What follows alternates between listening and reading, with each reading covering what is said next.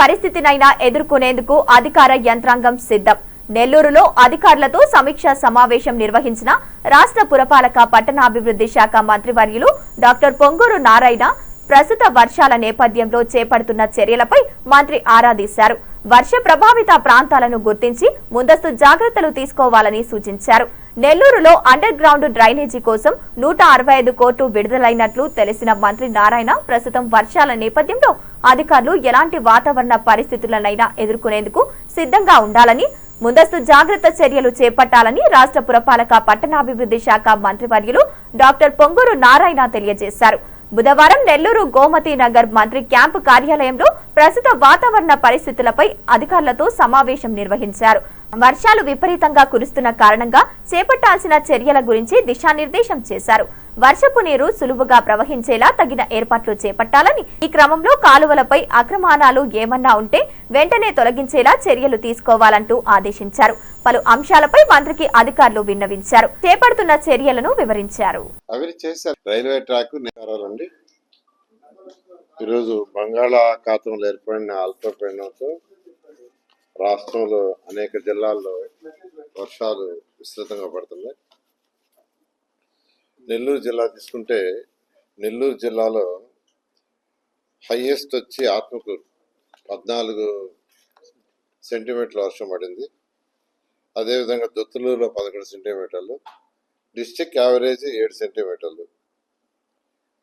Nellore city తీసుకుంటే నెల్లూరు కార్పొరేషన్లో ఈ ప్రభుత్వం వచ్చిన తర్వాత దాదాపు 3-4 సార్లు సిల్ట్ తీశారు. గత 5 సంవత్సరాల్లో పేరుకుపోయిన సిల్ట్ అంతా తీయించాం. కొన్ని దగ్గర 2 అడుగులు, కొన్ని దగ్గర 3 అడుగులు, కొన్ని దగ్గర 1.5 అడుగు, కొన్ని దగ్గర 1 అడుగు సిల్ట్ స్పెషల్ డ్రైవ్ పెట్టి తీయించబట్టే ఈరోజు నెల్లూరు సిటీలో ఎక్కడ నీళ్లు నిలవాల. అక్కడక్కడ ఏదైతే ఫుట్పాత్లు ఏదైతే ఉన్నాయో దాని మీద యాక్చువల్గా ఆ రాళ్ళు వేసుకోవటం, బండలు వేసుకోవటం వల్ల ఆ కాగితాలు వచ్చి బ్లాక్ అవటం వల్ల వెనకదంటూ తప్పితే ఎక్కడ కూడా లేదు. అందుకని అందరూ కూడా ప్రజలు హర్షిస్తున్నారు. నేను, కలెక్టర్ గారు, కమిషనర్ ఇప్పుడు టౌన్ అంతా తిరిగి వచ్చాం. ఎక్కడైనా నీళ్లు స్టాక్ అయి ఉన్నాయని, ఎక్కడ కూడా నీళ్లు స్టాక్ కాలేదు. బాగా చేశారు అధికారులు. ఇదేవిధంగా రాష్ట్రంలోని అన్ని మున్సిపాలిటీలు 123 మున్సిపాలిటీస్లో ప్రభుత్వం రాగానే 2024 ప్రభుత్వం రాగానే ముఖ్యమంత్రి గారు జూన్లో ఇచ్చిన ఆదేశం ఏంటంటే ఇమ్మీడియట్గా మున్సిపాలిటీలో సిల్ట్ తీయించండి, వర్షాకాలం వచ్చే ముందంటే 50 కోట్ల రూపాయలు మున్సిపాలిటీస్కి ఫండ్ కూడా ఇవ్వటం జరిగింది సిల్ట్ తీయడం కోసం. ఆ విధంగా యాక్చువల్గా సిల్ట్ మీద ఈ ప్రభుత్వం స్పెషల్ డ్రైవ్ పెట్టబట్టి ఈరోజు అయితే డ్రైన్స్ ఇంకా పూర్తి చేయాల్సిన అవసరం ఉంది. కచ్చా డ్రైన్స్ ఉన్నాయి.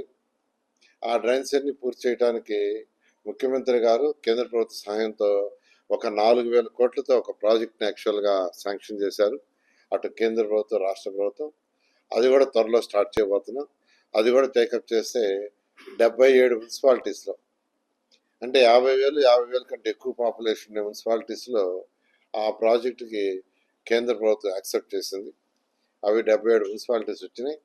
త్వరలో వాటికి టెండర్స్ కూడా పిలిచి వాటిని కూడా పూర్తి చేస్తే ఈ వర్షాకాలం సీజన్లో, అంతేకాకుండా బాత్రూమ్ నుంచి, కిచెన్ నుంచి, టాయిలెట్స్ నుంచి వచ్చే వాటర్ ఏదైతే ఉందో దాన్ని ఫ్రీగా డ్రైన్స్లో పోయే విధంగా యాక్చువల్గా చేయటానికి ఆ 4,000 కోట్ల ప్రాజెక్ట్ని టేకప్ చేశాం. ఈ విధంగా ఈరోజు మున్సిపల్ శాఖ ఖజానా ఖాళీ అయిపోయి ఉన్న 10 లక్షల కోట్ల అప్పుతో ఈరోజు రాష్ట్రాన్ని ముఖ్యమంత్రి గారు ముందుకు తీసుకుపోతున్నా. గత ప్రభుత్వం చేసిన అప్పుతో